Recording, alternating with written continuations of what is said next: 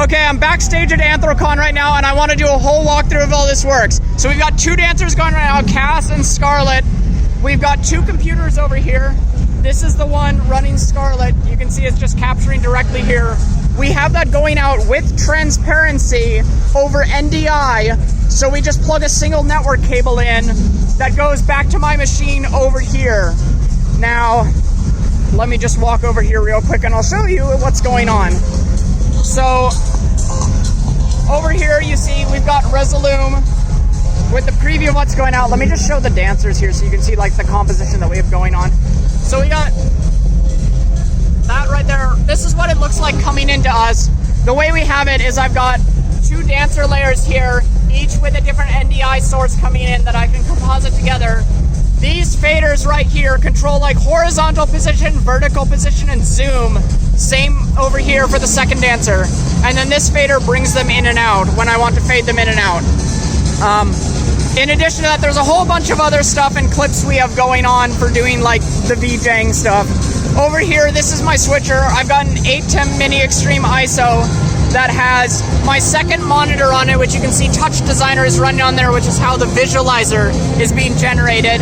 We have my output that's going out to the main wall, and we have a feed in from Anthrocon. Previously, we also had a multi-view coming in, but that isn't set up right now. If I pop over here, I can actually show you. We have a... Hang on, I'm gonna hide the screen for a sec. So right now, I'm in VR. Underneath them, you can see them up there dancing. And this is the world we have. Isaac from Waterwolf, huge shout out for making this world for us. You can see that we have a whole bunch of screens so the dancers can see what's going on both out in the club and what I'm sending out in terms of, oh shit, hang on, Scarlett pretzeled. Okay, I turned off Scarlett. There we go. I turned off Scarlett, we're good. Okay, so but anyways, you saw what it looks like in there. This is the feed going into that world. I basically have like the stream chat from Mixcloud. We've got VRSL for some controlling some parameters in the world. A text box so I can ask them stuff, current clock, and then raw dancer feed down here, VJ feed here, and then like video of the Anthrocon room. That's getting sent. Oh shit, it's clipping. Hang on, let me turn it down.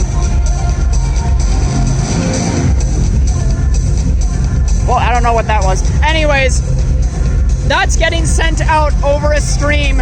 I have Media MTX running here that is basically going out on a local stream that we have baked into the world, basically to my computer's IP address.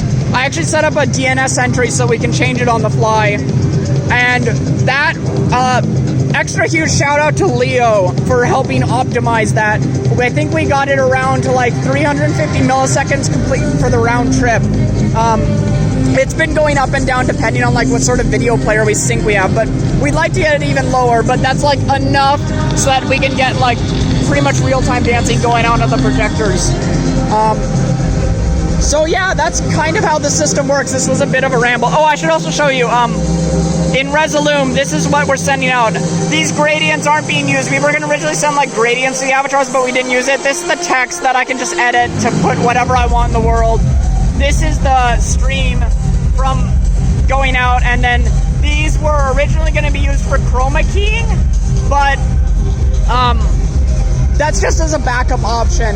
We aren't actually using it right now, but the cool thing about it is I can send out whatever color I want, and I've got that bound to this encoder, so when I change the color in the world, which is basically being done through the video here, it changes also the color of the chroma keyer in Resolume, so I can just turn one knob and change the background color to match whatever I want.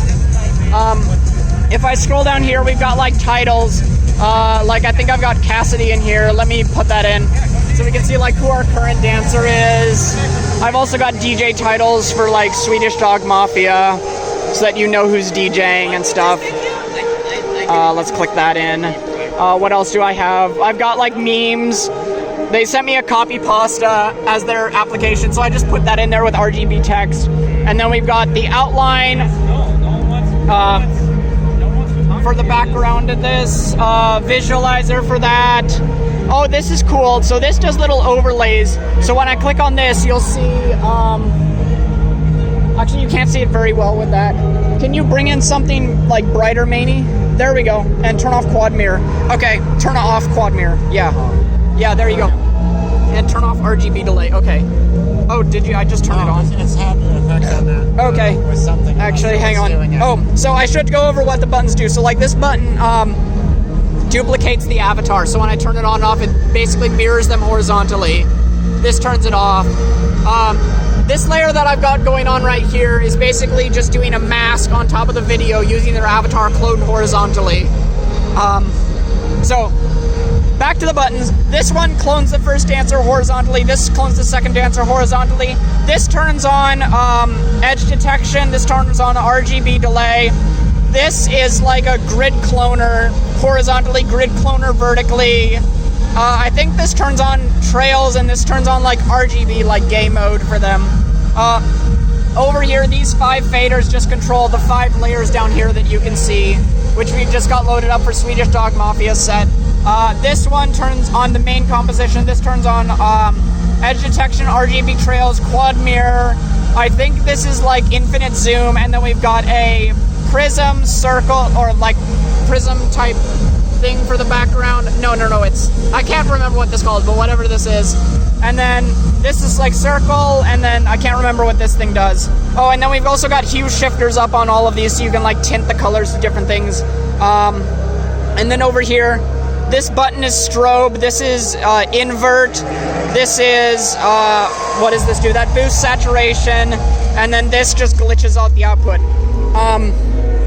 There's a lot that I'm not going over. This is an insanely complicated setup, but hopefully that gives you a bit of an idea of what's going on here.